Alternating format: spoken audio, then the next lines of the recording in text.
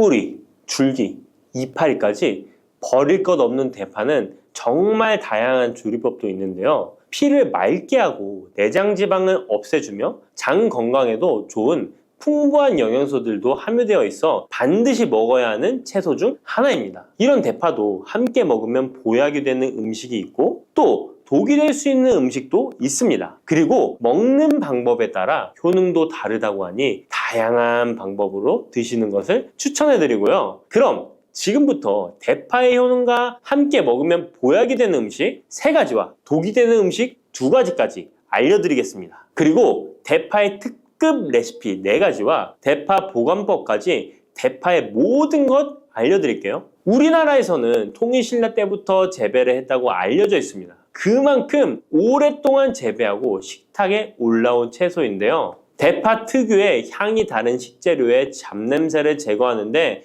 탁월한 효과가 있어서 생선이나 고기류의 냄새를 제거하는 향신료로도 많이 사용되고 있죠. 뿐만 아니라 물에 넣고 끓이게 되면 감칠맛이 좋아져서 다양한 육수와 채소를 만드는 데에도 빠지지 않고 들어가는 재료이기도 합니다. 이런 대파의 첫 번째 효능이 바로 내장 지방을 싹 빼준다는 것입니다. 대파에는 특유의 향과 알싸한 매운맛을 나게 하는 성분이 있는데요. 이 성분이 바로 황화알릴이라는 성분입니다. 이 황화알릴은 대파에 열을 가해 굽게 되면 프로필메르캅탄이라는 성분과 아조엔이라는 성분으로 변하게 되는데요. 대파를 구울 때 매운맛을 내는 성분은 휘발이 되어 없어지고 단맛이 나는 성분이 생성되는데 그 성분이 바로 프로밀메르캅탄입니다. 이 프로밀메르캅탄의 단맛 강도가 설탕 단맛의 강도보다 무려 50배나 강해서 대파의 단맛이 좋아지는 건데요. 정말 놀랍지 않나요? 근데 단맛 하면 당뇨가 있는 분들은 혈당이 많이 오를까봐 걱정되시잖아요. 이 성분은 설탕과는 달리 혈당을 오르게 하지 않아서 당뇨가 있는 분들도 전혀 부담 없이 드실 수 있는 단맛입니다. 또 열을 가하면 아조엔이라는 성분이 만들어진다고 했잖아요.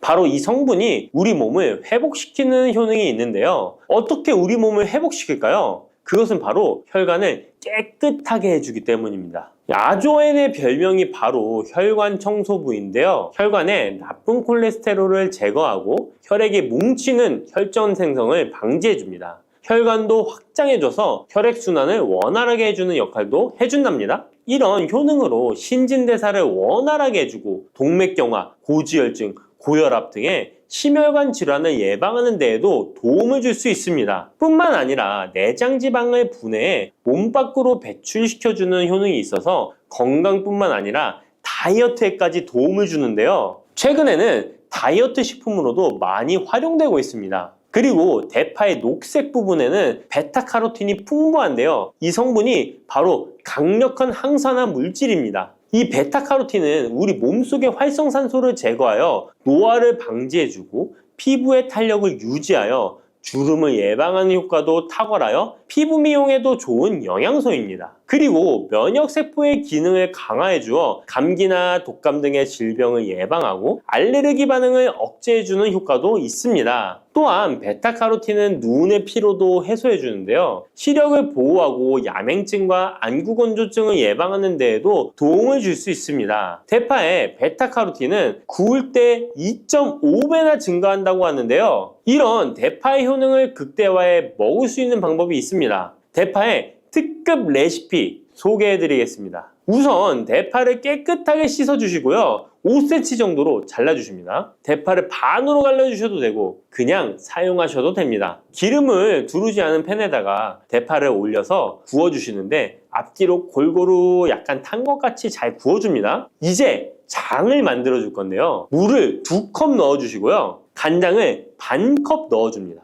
그리고 고춧가루와 참기름을 1스푼씩 넣어줍니다. 이렇게 넣고 한번 끓여주시고 다 끓고 나면 식초를 반스푼 넣어주시면 됩니다. 이렇게 만들어진 양념장을 구운 파를 넣은 그릇에 붓고 하루 정도 숙성시켜 드시면 됩니다. 물론 바로 드셔도 되지만 숙성시켜 드시면 더욱 맛있는 대파 요리를 드실 수 있습니다. 그리고 대파에서 대파의 뿌리는 특히 채소와 육수를 만들 때 많이 사용하는데요. 대파의 뿌리에는 알리신이라는 성분이 풍부하게 함유되어 있습니다. 이 알리신은 우리 몸을 따뜻하게 해주고 열을 올려주는 역할을 하고 혈액순환을 원활하게 해줘서 신경을 안정화시켜주기도 하는데요. 이렇게 신경을 안정시켜주는 효능으로 불면증도 완화해주어 잘 때 머리맡에 두고 주무시는 분들도 계십니다. 그리고 알리신은 몸에 열을 내주는 효능으로 기침 감기와 가래를 완화시켜주는 데 도움을 주며 항균, 항암 효과도 있어서 각종 바이러스와 암세포를 억제해 주어 암을 예방하는 데에도 탁월한 효능을 발휘합니다. 알리신은 지방을 분해하고 배출해줘서 다이어트에도 도움을 준다고 알려져 있습니다. 그리고 대파의 뿌리 부분에는 폴리페놀 성분이 많이 함유되어 있어 심혈관 질환 예방에 탁월한 효능이 있습니다. 식이섬유도 풍부하여 장 운동을 활성화하고 배변 활동을 도와 변비를 예방하고 숙변을 제거하는 효능도 있고요. 이런 대파 뿌리를 채소나 육수 만드실 때 말고는 특별히 많이 안 쓰는데요. 대파 뿌리의 특급 레시피를 하나 알려드릴게요. 그것은 바로 대파 뿌리 생강차입니다. 대파 뿌리와 생강을 함께 끓여서 차로 드시게 되면 기관지나 폐와 같은 호흡기의 염증을 제거해주고 무릎과 같은 관절의 염증도 제거해주어 관절 통증을 완화시켜줄 수 있습니다. 생강에는 진저롤, 쇼가올, 페로 화합물 등 다량의 항염증 성분들이 함유되어 있어서 우리 몸의 염증을 제거하는 데 탁월한 효능을 가지고 있습니다. 생강은 약재로서 오랫동안 사용되어 왔는데요. 최근에도 계속해서 새로운 효능이 발견되고 있을 정도로 약성이 아주 좋은 식품입니다. 최근 한 연구 결과에 따르면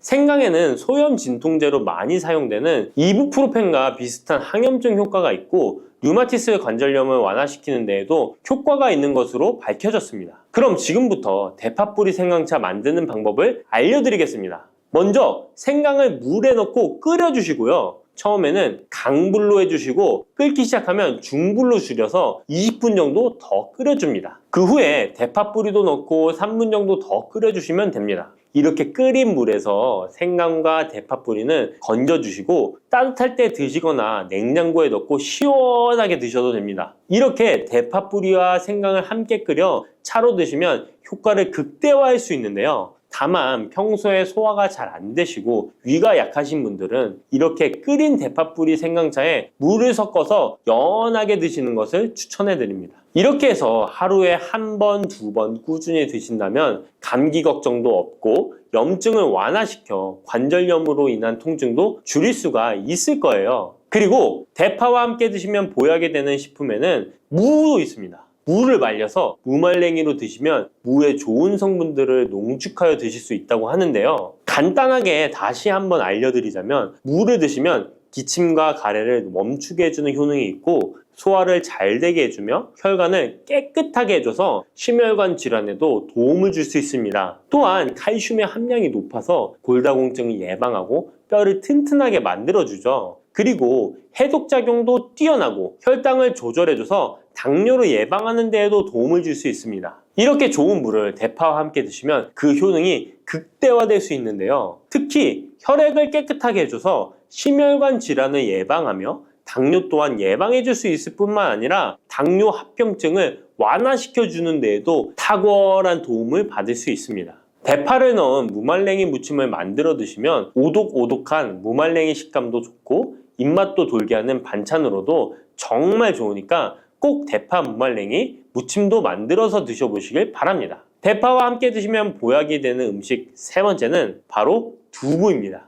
이 대파와 두부가 만나면 우리 몸에 에너지를 공급하여 활력이 넘치도록 도와줍니다. 그 이유는 바로 대파의 알리신 성분과 두부의 비타민 B1이 만나면 알리티아민으로 전환이 되는데요. 이 알리티아민이 비타민의 체내 흡수율을 높여주고 신진대사를 촉진해서 우리 몸의 피로를 회복하고 에너지를 불어넣어 주기 때문입니다. 그럼 여기서 대파 두부 조림 맛있게 만들어 드시는 특급 레시피 알려드릴게요. 먼저 잘 씻은 대파를 어슷썰기로 썰어 주시고요. 두부는 정사각형으로 깍둑 썰기를 해줍니다. 먼저 두부를 기름을 두른 팬에 구워주시고요. 노릇노릇해지면 썰어놓은 대파를 넣어줍니다. 간장을 2스푼 넣어주시고요. 고소한 참깨도 뿌려서 잘 익혀주시면 대파 두부조림 완성입니다. 정말 맛있겠죠? 이렇게 만든 대파 두부 조림을 드시고 활력 넘치는 하루를 보내실 수 있을 거예요. 대파와 함께 드시면 보약이 되는 음식 네 번째 알려드릴게요. 그것은 바로 대파 팽이버섯 부침입니다. 이 팽이버섯은 버섯 중에서도 버섯 키토산의 성분이 가장 많이 함유되어 있을 뿐만 아니라 식이섬유가 정말 풍부하게 함유되어 있는데요. 버섯 키토산은 혈액 속의 지방을 분해하고 콜레스테롤을 제거해 고혈압, 동맥경화, 심장병 같은 심혈관 질환을 예방할 뿐만 아니라 체내의 지방을 흡착하여 배출시켜 주어 내장 지방을 줄여주는 데에도 탁월한 효능이 있습니다. 또한 체내의 중금속의 배출을 돕고 간 건강을 돕는 효능도 있다고 알려져 있고요. 그리고 풍부한 식이섬유가 배변 활동을 도와서 숙변을 제거하는 데에도 큰 도움을 줍니다. 하지만 이 팽이버섯의 세포벽은 단단하기 때문에 그냥 드시게 되면 좋은 성분을 흡수하기가 힘든데요. 열을 가하게 되면 세포벽이 깨지면서 영양 성분의 흡수율을 높일 수 있습니다. 이런 팽이버섯과 대파를 함께 드시게 되면 내장 지방을 제거하고 혈관을 깨끗하게 하는데 탁월한 음식이 되는데요. 먼저 팽이버섯의 밑둥은 잘라버리시고요. 팽이버섯을 적당한 크기로 잘 썰어줍니다. 그리고 흐르는 물에 잘 씻어줍니다. 그리고 대파는 어슷썰기로 잘게 썰어주시고요. 적당한 용기에 계란을 풀어주세요.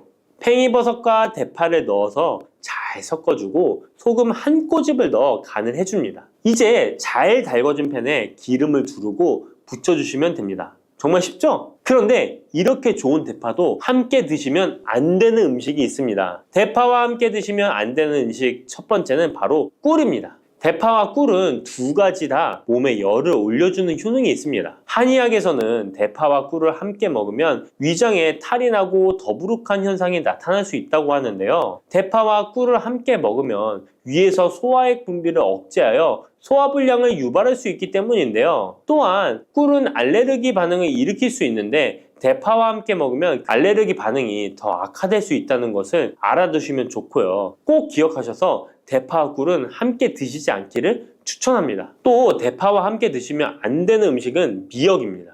미역과 대파 둘 다 알긴산이라는 성분이 있는데 이 알긴산은 미끌거리는 식감이 있습니다. 함께 드시게 되면 식감이 안 좋은 이유도 있지만 식감보다도 더 중요한 이유가 있습니다. 왜냐하면 파에는 인과 유황 성분이 있기 때문인데요. 미역과 파를 함께 드시게 되면 파의 인과 유황 성분이 미역에 함유된 칼슘의 흡수를 방해하게 됩니다. 미역에는 칼슘 함량이 높아서 골다공증 예방에 좋은 효능이 있는데 이 효과를 떨어뜨리게 되는 것이고요. 미역국을 끓일 때 대파로 채수를 내어 시원한 미역국을 끓여 드시는 분들이 계신데 절대 미역국을 끓일 때 대파는 사용하지 않으셔야 합니다. 자, 다음으로는 대파 보관하는 법을 알려드릴게요. 대파를 한 단 사면 양이 많아 한 번에 드시지 못하는 경우가 많은데요. 대파를 보관하실 때는 씻지 않고 흙이 묻은 채 보관하는 것이 좋지만 사용하기 불편하기 때문에 씻어서 보관하는 방법 알려드릴게요.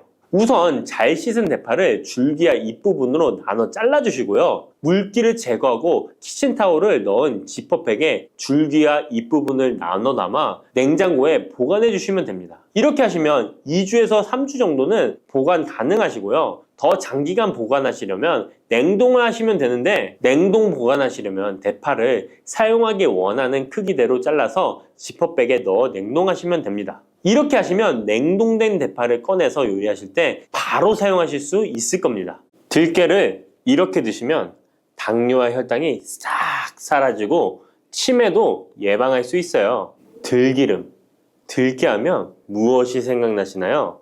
들기름에 북어와 미역국을 구수하게 볶아 시원한 북어 미역국을 끓여 먹어도 정말 맛있죠? 건강에도 좋다는 이 들기름과 들깨 잘못 먹으면 암에 걸리고 혈관 건강에도 악영향을 줘서 치매도 유발할 수 있다는 사실 알고 계셨나요? 들깨의 효능과 어떻게 먹을 때 건강을 해쳐 암에 걸리고 치매를 유발하는지, 그리고 어떻게 먹는 것이 건강하게 먹는 방법인지, 어떻게 보관하는 것이 가장 좋은 방법인지 들깨에 대한 모든 것 알려드릴게요. 나이가 들면서 산책하기도 힘들고 관절이 쑤시고 무릎 통증 때문에 힘드시지 않으신가요? 들깨의 첫 번째 효능은 바로 관절염에 좋다는 것입니다. 무릎이나 관절 통증 때문에 병원에서 진통제를 처방받으시잖아요. 이때 처방받는 진통소염제의 역할은 몸속에 프로스타글란딘이라는 물질의 생성을 억제해서 통증을 막아주는 건데요. 들깨 속에는 식물성 오메가3 지방산인 알파리놀렌산이 함유되어 있는데, 이는 체내에서 염증을 일으키는 프로스타글란딘의 생성을 억제하는 데 아주 좋은 효능을 발휘합니다. 우리가 오메가3를 먹는 이유 중에 하나도 혈관 건강이나 피를 맑게 해준다 등의 역할도 있지만, 몸속에 미세 염증을 잡아주는 역할도 있어 드시는 분들이 정말 많은데요. 들깨가 바로 이런 염증 유발물질을 억제해줘서 진통 역할을 한다는 것이에요. 그리고 들깨의 두 번째 효능은 바로 뼈 건강에 도움을 준다는 것입니다. 들깨는 관절염과 무릎 통증을 완화시켜주는 성분이 들어있을 뿐만 아니라 바로 뼈 건강에도 도움을 주는 식품인데요. 바로 칼슘 함량이 높기 때문입니다. 들깨의 100g에는 390mg 정도 되는 칼슘이 함유되어 있어 뼈 건강에 아주 도움을 줄 수 있는 좋은 식품이기도 합니다. 그래서 뼈 건강에 아주 도움을 줄 수 있는 좋은 식품이기도 합니다. 그래서 들깨를 꾸준히 섭취하면 골다공증 예방에도 참 좋은데요. 골다공증은 중년 이후 노화가 진행될 때 영양 불균형이 생기면서 많이 발병하게 되는데요. 여성의 경우 폐경 이후에 골밀도가 많이 감소해서 골다공증이 발생하는 경우가 많습니다. 노인의 골반 골절은 65세 이상은 30%가 1년 내에 사망하고 80세 이상은 50%가 2개월 내에 사망을 할 수 있으므로 노인의 뼈에 대한 관리는 매우 중요한데요. 골다공증의 관리는 뼈 건강을 유지하고 골절 위험을 줄이기 위해 중요합니다. 뼈 건강을 위해 들깨 꾸준히 섭취하는 게 좋겠죠? 나이가 들면서 깜빡깜빡하는 일이 잦아지고 기억력이 떨어져 고민되시는 분이 많으시죠? 이제 걱정하지 마세요. 세 번째 들깨 효능은 바로 뇌 건강, 뇌신경을 튼튼하게 해주고 기억력을 높여주며 치매를 예방하는 데 도움을 준다는 것입니다. 이렇게 좋은 효능이 있는 이유는 들깨에 바로 아까 잠깐 말씀드린 오메가3가 풍부하게 함유되어 있기 때문입니다. 오메가3는 등푸른 생선에 많이 함유되어 있다고 알고 계시잖아요. 이것은 동물성 오메가3고요. 식물성 오메가3인 알파리놀렌산이 들깨에 많이 함유되어 있는데요. 들깨에 함유된 지방산 중에서 60%가 바로 알파리놀렌산입니다. 이 알파리놀렌산은 뇌신경 보호에 탁월한 효과가 있는데요. 어떻게 뇌신경을 보호하느냐? 뇌신경에 염증을 일으켜 망가뜨리는 사이토카인이라는 물질이 있는데요. 이런 사이토카인 물질의 분비를 감소시키고요. 또 알츠하이머 치매 환자의 뇌에 많이 발견되는 비정상적인 단백질인 베타 아밀로이드도 바로 이 알파리놀렌산이 감소시키기 때문입니다.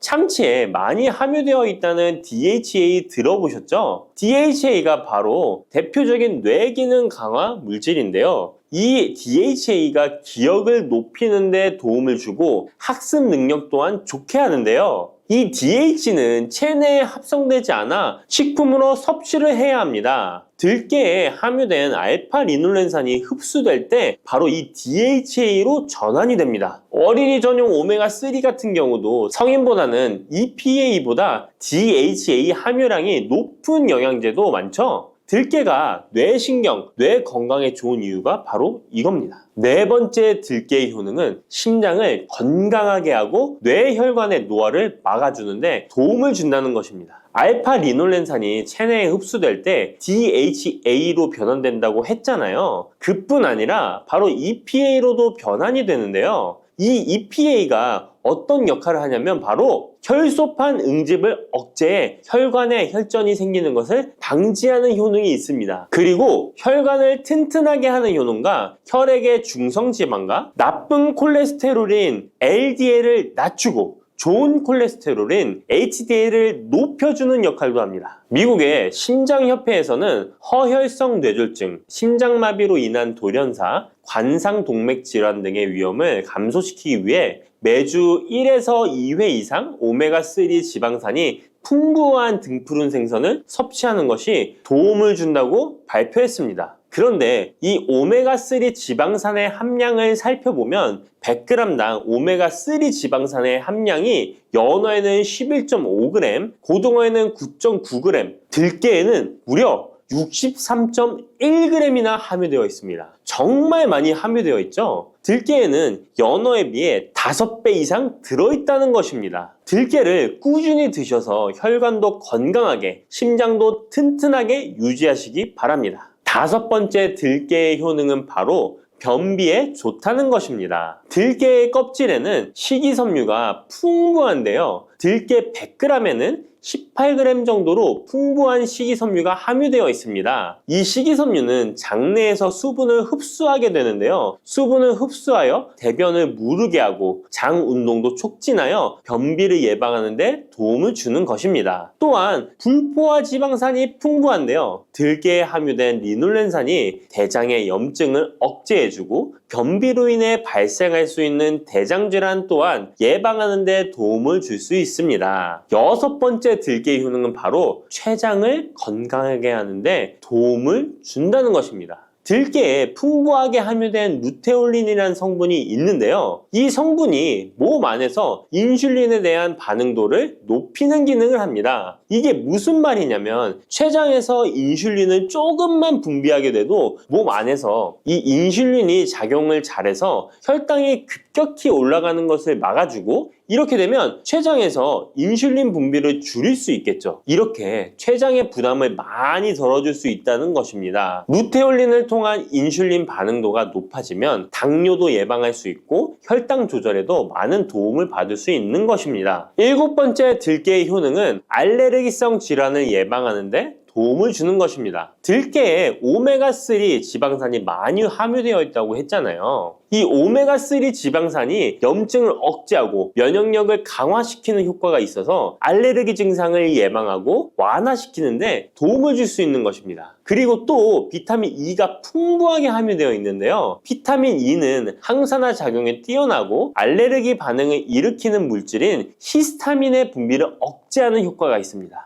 알레르기에 처방받는 항히스타민제와 비슷한 기전이라고도 어찌 보면 볼 수 있겠죠. 8번째 들깨의 효능은 빈혈에 좋다는 것입니다. 들깨 100g에는 철분이 약 14mg 정도로 함유되어 있는데요. 이는 시금치의 약 2배에 해당됩니다. 시금치보다도 철분 함량이 높아 빈혈에 도움을 줄 수 있는 것이고 그뿐만 아니라 들깨에 함유된 비타민 B1, 2는 조혈작용을 도와주는데요. 조혈작용이란 혈액 속의 혈구를 만들어내는 과정을 말합니다. 빈혈이 있는 분들이 들깨를 꾸준히 드신다면 빈혈을 개선하는데 많은 도움을 받을 수 있는 것이죠. 자, 그런데 이렇게 좋은 들깨도 가장 취약한 단점이 있습니다. 그것은 바로 열에 약하고 쉽게 산패된다는 것입니다. 일반적으로 통들깨보다는 들기름으로 많이들 섭취하게 되시는데요. 이 들기름을 짤 때의 방법이 중요합니다. 보통은 200도 이상으로 들깨를 달달 볶아서 기름을 짜게 되는데요. 이때 몸에 좋은 오메가3 지방산이 대부분 파괴가 됩니다. 그래서 들기름을 드실 때는 저온에서 압착한 기름을 사용하시는 것이 좋습니다. 저온에서 압착한 기름은 제가 하단 링크에 있으니까 잘 구경해 보세요. 저온 압착유 또는 생들기름이라고도 하는데요. 이 기름을 요리에 사용할 때에도 열에 오랫동안 가열하지 마시고 요리가 끝나갈 무렵에 들기름을 넣어주시거나 먹기 직전에 드레싱을 하여 드시는 것이 좋습니다. 들기름은 또한 산패가 쉽게 되는데요. 들기름이 산패되면 벤조피렌이 생성되게 되는데 이게 1급 발암물질입니다. 산패된 들기름을 지속적으로 드시게 되면 발암물질을 계속 먹게 되는 것이죠. 그래서 들기름의 사용기한을 지켜주시는 것이 좋은데요. 보통은 2달 이내로 드시는 것이 좋고 개봉을 하셨다면 1달 이내에 소비하시는 것을 권장드립니다. 보관 방법도 정말 중요한데요. 신문지나 검은 비닐 등으로 감싸서 빛을 차단하고 밀봉한 상태에서 반드시 냉장 보관하시기 바랍니다. 만약 실온에 두신다면 들기름의 산패는 급속히 진행되기 때문입니다. 그런데 이 들기름을 오래 보관할 수 있는 방법도 있는데요. 그것은 참기름과 섞어 섞어서 보관하시는 것입니다. 참기름에는 비타민 E와 세사몰이라는 성분이 있는데요. 이 성분이 산패를 막아주는 데 도움을 줍니다. 이 세사몰이라는 성분은 참기름을 고온에 볶거나 기름을 짜는 과정에서 생성되는 물질인데요. 이 때문에 다른 기름에 비해 참기름이 산패가 느리고 지속성이 좋은 것이죠. 그래서 들기름과 참기름을 7:3 또는 8:2 정도로 섞어서 보관하시면 조금 더 오래 보관하실 수 있습니다.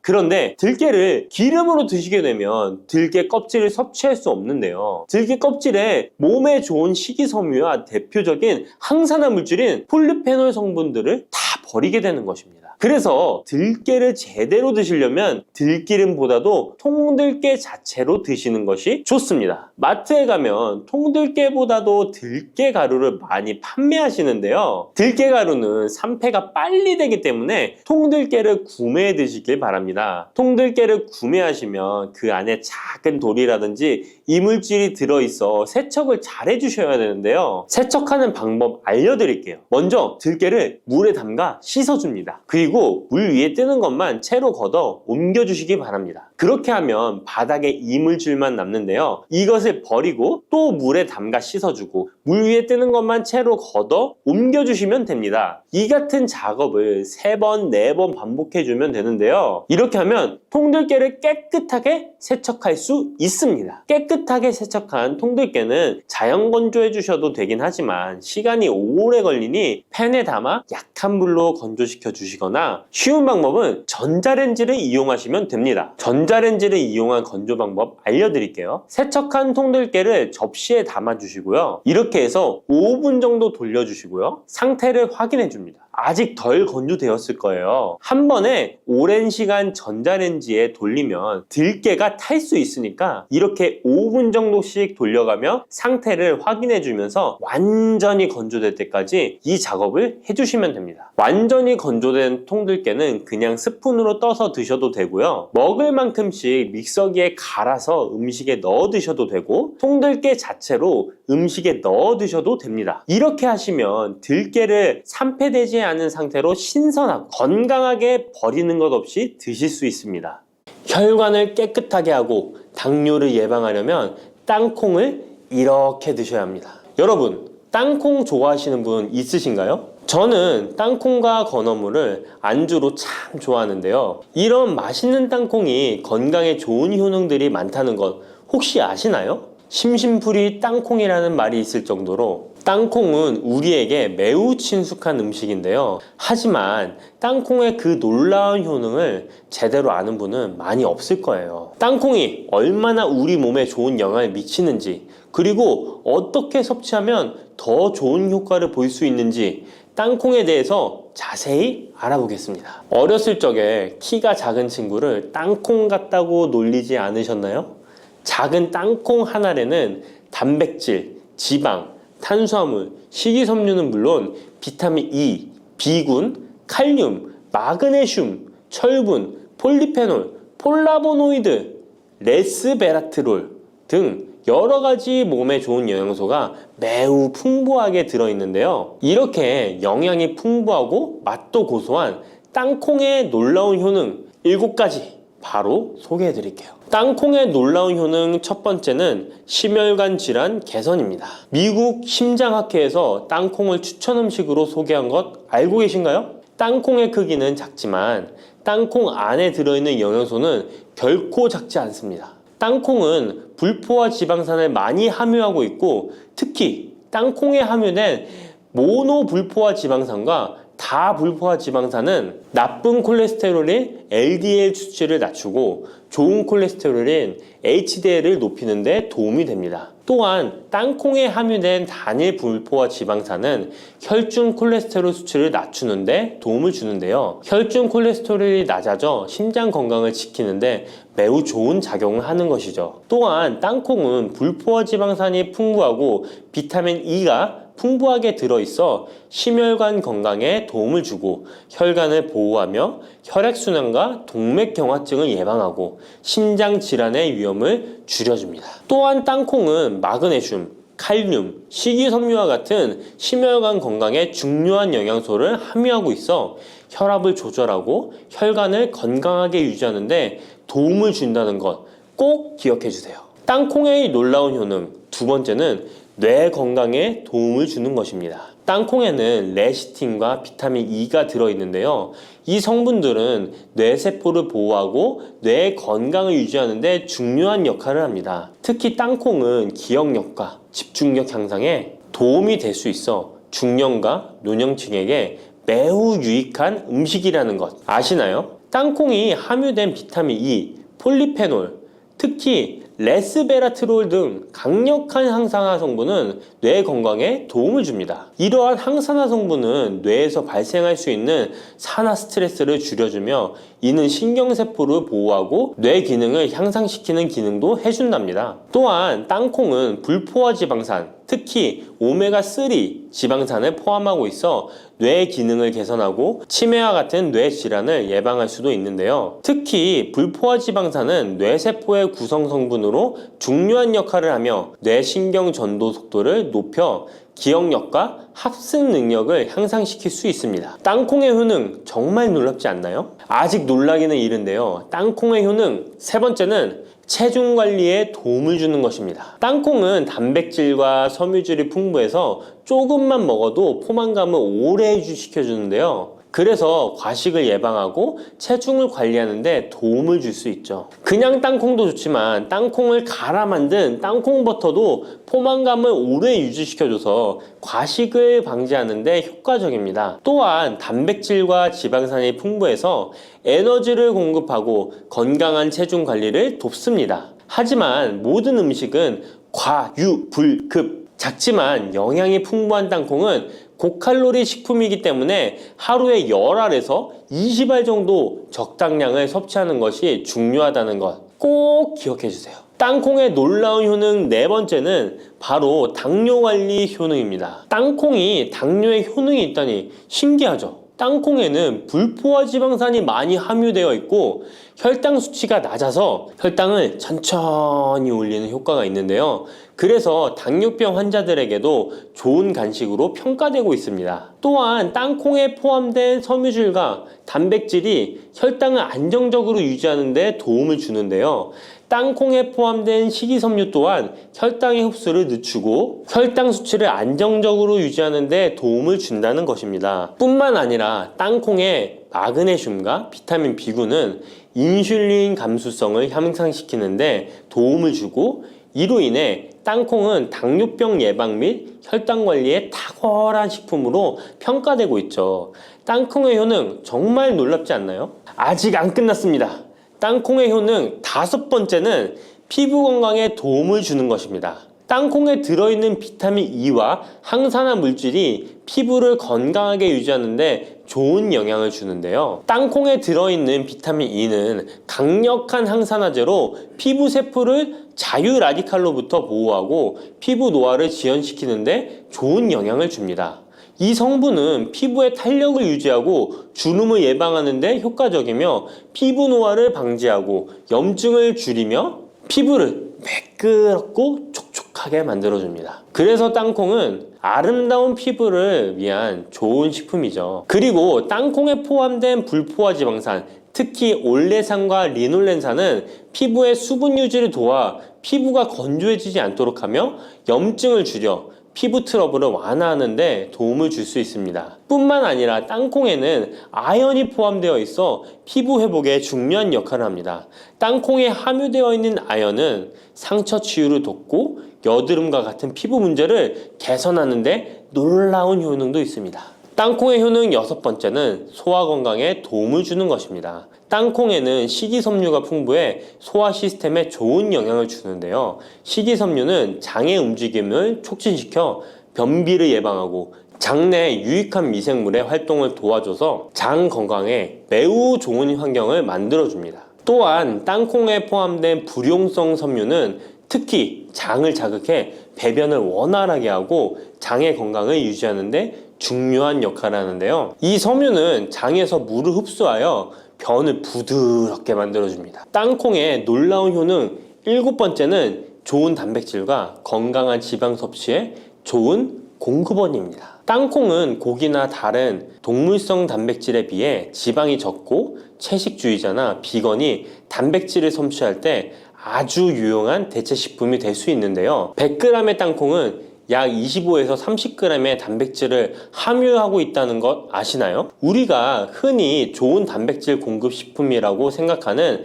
닭가슴살의 단백질 함량이 100g당 30에서 35g이라는 걸 생각해보면 단백질 함량은 닭가슴살에 비해 살짝 낮지만 대신 건강한 불포화 지방산과 다른 다양한 영양소도 다량 함유되어 있어 단백질을 섭취하기에 충분히 좋은 식품이랍니다. 이렇게 건강에 놀라운 효능이 있는 땅콩, 아무렇게나 드시면 땅콩의 효능을 100% 섭취할 수 없다는 것 아시나요? 보통 땅콩을 어떻게 조리해서 드시나요? 구워서? 볶아서? 삶아서? 모두들 좋아하는 방법이 다르실 텐데요. 생땅콩을 먹는 것이 가장 좋다라고 들으신 분들도 있으실 거예요. 과연 땅콩을 가공하지 않고 생으로 먹는 것이 가장 좋은 방법일까요? 정답은 아니오입니다. 생땅콩에는 독성이 있을 수 있는 물질인 아플라톡신이 포함되어 있을 수 있기 때문에 이를 피하기 위해서는 반드시 충분히 익혀 먹어야 하는데요. 볶거나 구운 땅콩은 아플라톡신을 제거할 수 있어 안전하게 섭취할 수 있지만 그보다는 땅콩을 삶아서 먹는 것이 더 건강에 좋다는 것 알려드릴게요. 땅콩을 삶았을 때 더욱 건강에 좋은 이유 몇 가지가 있는데요. 바로 알려드릴게요. 첫 번째, 삶은 땅콩은 볶은 땅콩에 비해 항산화 성분이 더 많습니다. 볶을 때 일부 항산화 성분이 파괴될 수 있고 또한 땅콩의 껍질에는 폴리페놀과 레스베라트롤이 풍부하게 함유되어 있기 때문에 땅콩을 볶은 뒤 버리는 껍질은 이런 몸에 유익한 성분들을 섭취할 수 없기 때문입니다. 두 번째, 삶은 땅콩은 과일산이 더 적고 식이섬유도 풍부한데 이로 인해 소화가 더 용이합니다. 세 번째, 삶은 땅콩은 아크릴아마이드라는 발암물질이 덜 생성됩니다. 아크릴아마이드는 고온에서 볶을 때 발생할 수 있는데 삶은 과정에서는 이 유해물질이 생성되지 않습니다. 이제는 건강을 위해 삶아 드셔야 한다는 것 아셨죠? 하지만 땅콩을 섭취하시기 번거롭거나 조금 더 쉽게 섭취하고 싶은 분들도 있으실 텐데요. 이런 분들은 땅콩 버터를 드시면 됩니다. 땅콩 버터는 땅콩에 버터를 넣은 거 아니야? 라고 생각하시는 분도 있으시죠? 그것은 아니고 땅콩을 계속해서 갈게 되면 크림과 같은 형태로 변하게 되는데 이게 마치 버터처럼 부드러워 땅콩버터라고 부르는 것입니다. 땅콩버터는 땅콩의 영양소를 그대로 담고 있어 섭취할 때 매우 편리한데요. 다만 가공된 버터에는 설탕이나 염분이 추가될 수 있기 때문에 첨가물이 없는 순수한 땅콩버터를 선택하는 게 좋겠죠? 땅콩버터는 샐러드 드레싱에 넣거나 통밀빵에 발라 먹으면 더욱 맛있고 건강하게 섭취할 수 있습니다. 맛도 좋고 건강에도 좋은 땅콩, 이렇게 좋은 땅콩도 섭취하실 때 몇 가지 주의할 점이 있다는 것 알고 계신가요? 땅콩을 섭취할 때 주의할 점들 알려드릴게요. 땅콩 섭취 시 유의할 점 첫 번째는 알레르기입니다. 땅콩 알레르기 있는 분은 절대 땅콩을 드시면 안 되는데요. 땅콩은 알레르기를 일으킬 수 있는 대표적인 식품이기 때문에 본인이 알레르기가 있는 걸 인지하시는 분이라면 절대 피하셔야 합니다. 땅콩 알레르기는 가벼우면 목, 혀의 가려움이나 발진 등이 일어날 수 있는데요. 만약 알레르기 증상의 정도가 심하다면 호흡곤란, 혈압저하, 아나필락시스 등 매우 심각한 반응을 일으킬 수 있으므로 알레르기 반응이 있다면 즉시 땅콩 섭취를 중단하시고 의사와 상담받는 것이 필요합니다. 또한 땅콩이 들어간 음식이 아니어도 전에 같은 조리기구를 사용해서 만든 요리도 땅콩의 성분이 남아있을 수 있어 알레르기가 있는 사람에게는 위험할 수가 있는데요. 알레르기가 있는 분은 꼭 땅콩이 들어갈 수 없는 환경에서 조리가 된 건지 확인하는 게 중요합니다. 땅콩을 섭취할 때 유의사항 두 번째는 과다 섭취입니다. 고소한 땅콩은 손으로 집어먹기도 쉬워서 한 번 먹기 시작하면 하나, 둘 계속 입으로 들어가게 되는데요.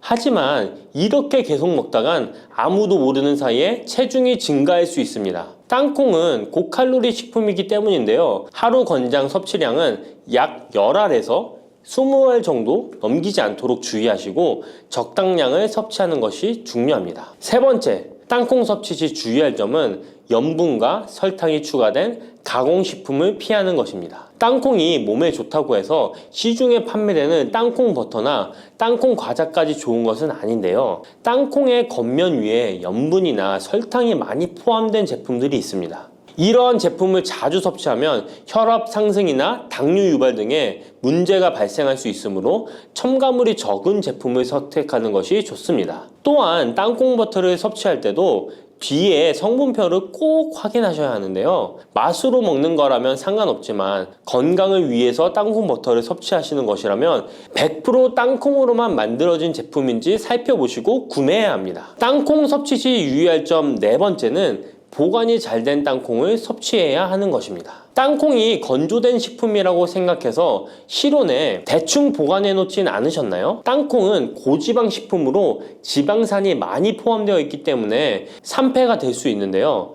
산패된 지방산은 인체에 유해한 물질인 과산화지질을 생성할 수 있으며 이는 세포와 조직에 손상을 일으킬 수 있습니다. 땅콩이 보관 상태가 부적절해지면 곰팡이가 자주 발생하는데 이 곰팡이는 아플라톡신이라는 독소를 생성할 수 있습니다. 아플라톡신은 강력한 발암 물질로 알려져 있으며 장기적으로 섭취할 경우 간에 손상을 주거나 간암을 일으킬 수 있는 위험한 물질이죠. 따라서 땅콩을 보관할 때는 통풍이 잘 되고 건조한 장소에 보관해야 하며 곰팡이가 발생한 땅콩은 절대 섭취해서는 안 됩니다. 미역과 이것 함께 드시면 당뇨가 사라지고 치매가 예방됩니다. 평소 무심코한 이 행동 때문에 암과 치매에 걸릴 수 있습니다. 미역에는 풍부한 영양 성분이 있어 당뇨 예방, 골다공증, 심혈관 질환 예방, 암 예방 등 다양한 효능을 갖고 있기도 하죠. 그렇다면 미역은 어떻게 먹어야 암과 치매에 안 걸리고 우리 몸을 건강하게 만드는 보약이 될 수 있을까요? 미역국 끓일 때 고소한 들기름에 미역을 달달 볶아서 끓여 먹으면 정말 맛있잖아요. 그런데 절대로 미역을 볶을 때 들기름을 넣고 조리하시면 안 됩니다. 들기름은 오메가3 지방산과 혈관의 콜레스테롤을 제거하고 노폐물을 배출하여 혈관을 건강하게 해줍니다. 또한 동맥경화를 방지하여 심혈관 질환을 예방하고 뇌신경을 활발하게 하여 치매 예방에도 좋은 효능이 있습니다. 그런데 들기름은 다른 점이 낮아 열을 가하게 되면 산패가 되어 좋은 성분은 없어지고 1급 발암물질인 벤조피렌이 생성됩니다. 벤조피렌은 암을 발생시킬 뿐만 아니라 뇌 분비계의 장애를 일으키고 뇌 건강에 악영향을 주는 정말 위험한 물질입니다. 건강에 좋은 줄 알고 넣은 들기름 때문에 오히려 건강을 해치는 독을 먹는 상황이 되는 거죠. 들기름은 미역국을 다 끓인 다음에 마지막에 한 스푼 넣어 드시면 들기름의 효능과 고소한 맛을 온전히 누릴 수 있습니다. 미역과 함께 드시면 절대 안 되는 두 번째 음식은 바로 대파입니다. 다른 국이나 찌개를 끓일 때는 파를 꼭 넣는데 유독 미역국을 끓일 때는 왜 파를 넣지 않는 걸까요? 그 이유는 미역과 대파 둘 다 알긴산이라는 성분이 있는데 이 알긴산은 미끌거리는 식감이 있습니다. 함께 드시게 되면 식감이 나빠지는 이유도 있지만 식감보다도 더 중요한 이유가 있습니다. 대파에는 인과 유황 성분이 있는데요. 미역과 대파를 함께 드시게 되면 대파 안에 인과 유황 성분 때문에 미역에 함유된 칼슘의 흡수를 방해받게 됩니다. 미역에는 칼슘이 엄청나게 많이 들어있는데요. 미역에 함유된 칼슘의 함량은 100g당 960mg이고요. 우유에 함유된 칼슘의 함량은 100g당 105mg입니다. 우유보다 9배 정도나 더 많다는 것이죠. 성인 기준 하루 칼슘의 권장 섭취량이 600mg에서 700mg 정도인데요. 미역국을 한 그릇만 드셔도 충분히 섭취하실 수 있는 양입니다. 우유를 소화 못 시키는 분들이 칼슘을 섭취하기 위해서는 미역이 정말 좋은 식품이 되는 거죠. 이렇게 많은 칼슘은 우리 몸의 뼈를 튼튼하게 해주고 골다공증 예방에 도움을 주는데요. 이 골다공증 예방은 50대 이후의 여성분들에게는 정말 중요한 효능입니다. 골다공증으로 인해 골반뼈가 골절이 될 경우에 65세 이상은 30%가 1년 내에 사망하고 80세 이상은 50%가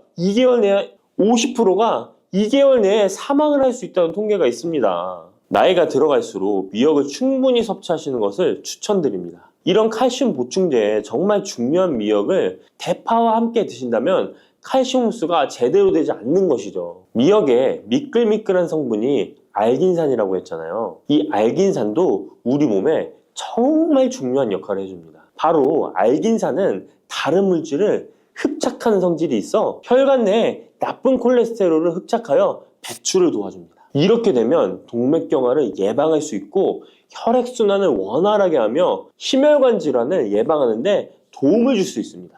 미역이 피를 맑게 한다고 하잖아요. 바로 이 알긴산의 효용 때문에 혈관이 깨끗해지기 때문입니다. 또한 알긴산은 장 운동을 촉진하고 배변 활동을 원활하게 하여 변비 예방에 도움을 줍니다. 이는 미역의 풍부한 식이섬유와 함께 장 건강에 도움을 주는 거죠. 미역에 함유된 풍부한 식이섬유는 당뇨 예방에 탁월한 효능을 발휘하는데요. 국립보건원에서 장년층 7,400명을 대상으로 추적 조사를 해봤는데 해조류를 전혀 먹지 않는 사람과 매일 미역국 반 그릇 이상의 해조류를 섭취한 사람의 당뇨병 발생 위험도를 조사했는데 하루에 미역국 반 그릇 이상 먹는 사람이 해조류를 전혀 먹지 않는 사람에 비해 당뇨병 발생 위험도가 20%가 낮았습니다. 미역의 풍부한 식이섬유는 급격히 오르는 혈당을 막아주는데요. 식이섬유가 소화의 속도를 늦춰주고 인슐린의 분비를 조절해주기 때문입니다. 식이섬유는 포만감을 높여주고 칼로리가 낮아 식사량을 조절하는 데 도움을 주고 체내에 노폐물과 독소를 배출하여 체중을 감량하는 데도 도움을 주어 다이어트 식품으로도 많이 활용되고 있습니다.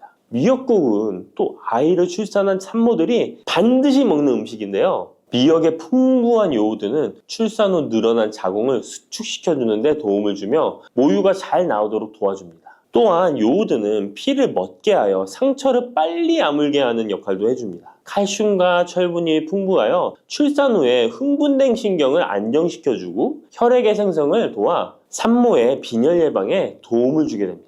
또한 칼륨이 풍부한데요. 칼륨은 체내 나트륨을 배출해주는 역할을 해줘 산모의 부종을 완화시켜주는데 탁월하기도 합니다. 그리고 요오드는 산모에게 좋을 뿐만 아니라 신진대사를 촉진하여 몸에 에너지를 보충해주는 역할을 합니다. 요오드가 부족할 때 나타나는 증상들이 있는데요. 몸에 기력이 없다고 하죠. 힘이 없고 피로감이 높아지게 됩니다. 신진대사가 원활하지 않기 때문에 몸의 영양소를 소모하지 않게 되어 체중이 증가하게 되고요. 피부가 건조해져 거칠어지고 탈모도 일어날 수 있습니다. 나이 들면서 인지 능력이 떨어지는 것도 요오드 부족의 한 현상일 수도 있습니다. 요오드가 부족하면 우리 몸의 호르몬의 중추적인 역할을 하는 갑상선에 문제가 생기는데요. 바로 갑상선 저하증이 생길 수 있습니다. 이러한 문제들을 미역을 섭취함으로 예방할 수 있는 건데요. 요오드의 하루 권장 섭취량은 2.4mg입니다. 미역국 한 그릇에는 요오드가 약 1.1mg 정도 함유되어 있으니 미역국은 하루에 한두 그릇만 드시길 바랍니다. 요오드는 과하게 섭취하게 돼도 문제가 생기는데요. 요오드의 섭취량이 많아지면 갑상선염이나 다른 갑상선 질환도 유발할 수 있습니다. 특별히 갑상선이 약하신 분들은 미역을 섭취하는데 주의하셔야겠습니다. 갑상선은 우리 몸에서 가장 중요한 내분비 기관 중 하나인데요. 갑상선은 목 부분, 기관지 아래에 위치한 나비 모양의 내분비 기관인데요. 중요한 여러 기능을 하지만 그 중에서도 대사율을 조절하는 역할이 있습니다. 갑상선에 T3, T4 호르몬을 분비하여 우리 몸의 에너지 소비와 체온 조절을 하는데 중요한 역할을 하게 됩니다. 갑상선 호르몬은 신경 시스템의 정상적인 기능을 유지하는데 꼭 필요한데요. 호르몬이 제대로 분비되지 않아 수치가 너무 높거나 낮게 되면 우울, 불안 증세, 기억력 감퇴 등의 문제도 발생할 수가 있습니다. 이 갑상선 호르몬에 영향을 미치는 것 중에 요오드가 있는데요. 요오드가 부족하면 세계보건기구에서는 뇌세포가 손상되고 치매가 발생할 수 있다고 보고하고 있습니다.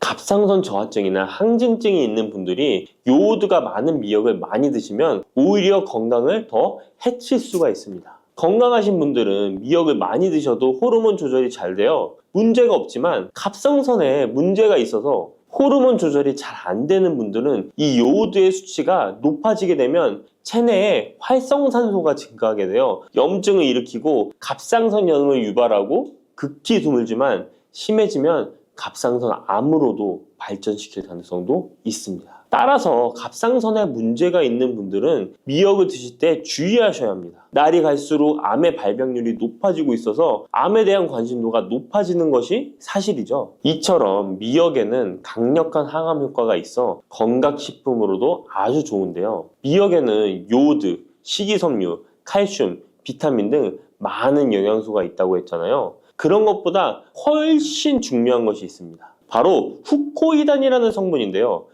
이 성분이 바로 강력한 항암 작용을 한다고 알려져 있습니다. 코이단 성분은 미역의 줄기보다 미역귀에 7배나 많이 들어있어 요즘에 미역귀가 항암식품으로 많이 알려져 있습니다. 이 후코이단은 암세포가 스스로 사멸되도록 유도하는 효능이 있습니다. 이러한 효능으로 암세포가 생기는 것을 막아주고 전이 되는 것도 방치할 수 있는 거죠. 후코이단은 특히 폐암, 간암, 대장암, 유방암, 백혈병에 효능이 좋다고 입증된 논문들이 발표되기도 했습니다. 후코이단은 항암 작용 외에도 콜레스테롤 혈관에 흡착되지 않도록 막아주고 혈류를 원활하게 해주어 혈관을 건강하게 해주는 역할을 해줍니다. 이렇게 혈관을 깨끗하게 해주어 뇌졸중과 뇌경색, 심근경색 등의 심혈관 질환도 예방할 수 있습니다. 미역귀와 함께 토마토를 드시면 항암 효과를 극대화할 수 있는데요. 토마토가 채소의 왕으로 불리며 우리 몸에 정말 좋다는 사실 알고 계시죠? 토마토에는 라이코펜이라는 항산화 성분이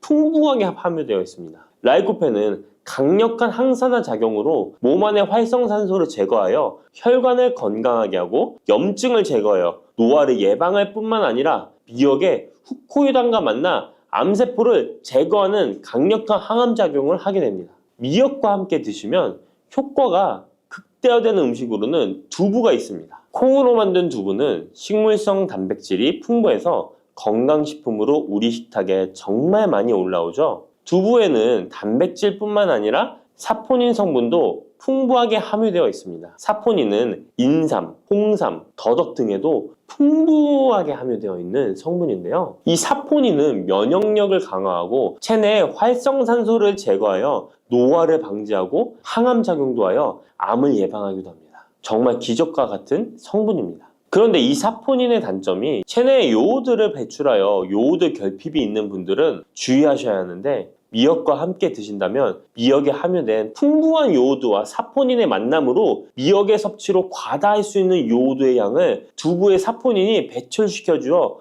걱정 없이 드실 수 있게 되는 것이죠. 칼슘은 뼈를 튼튼하게 만들어준다고 상식적으로 알고 계시잖아요. 우리 몸에는 칼슘이 많아도 골다공증이 생긴다는 사실 들어보셨나요? 칼슘이 풍부한 우유를 많이 마시는 덴마크나 스웨덴 같은 나라에서 골다공증이 많다고 합니다. 오히려 많은 칼슘이 오히려 혈관이나 심장에 쌓여서 석회화를 일으켜 건강을 해치게 되는데요. 그렇다고 칼슘이 많은 음식을 안 먹을 수도 없고 어떻게 해야 할까요? 걱정하지 마세요. 해결책 바로 알려드릴게요. 그것은 바로 계란과 함께 드시면 해결됩니다. 계란에 들어있는 다양한 영양 성분이 오스테오칼신이라는 단백질을 활성화시켜 주는데 이 단백질은 뼈를 강화하고 칼슘이 뼛속으로 제대로 흡수할 수 있도록 도와줍니다. 이 오스테오칼신을 활성화해주는 역할을 하는 게 비타민 K2인데 우리나라에서는 허가가 늦게 나서 그동안 정식으로 섭취 못했던 비타민 K2도 지금은 허가가 나서 요새 영양제를 보면 칼슘과 마그네슘, 비타민 D와 비타민 K까지 같이 들어있어 칼슘의 흡수를 더욱 용이하게 만들어주는 영양제도 쉽게 찾아볼 수 있습니다. 그런데 이렇게 칼슘을 아무리 많이 섭취해도 흡수가 안 돼 그대로 혈관에 남게 되면 쌓이고 쌓여서 석회화를 유발시킬 수 있겠죠? 이처럼 미역과 계란을 함께 섭취하면 칼슘의 흡수를 도울 뿐 아니라 우리 몸의 pH 균형을 잡아주는 데도 중요한 역할을 해줍니다. 미역은 알칼리성 식품이고 계란은 산성 식품으로 같이 섭취하면 약 알칼리성 상태로 유지시켜줍니다. 게다가 소화에도 좋고 미역은 단백질과 잘 어울리니 계란과 함께 먹으면 소화도 잘 되고 우리 몸의 흡수도 잘 된답니다.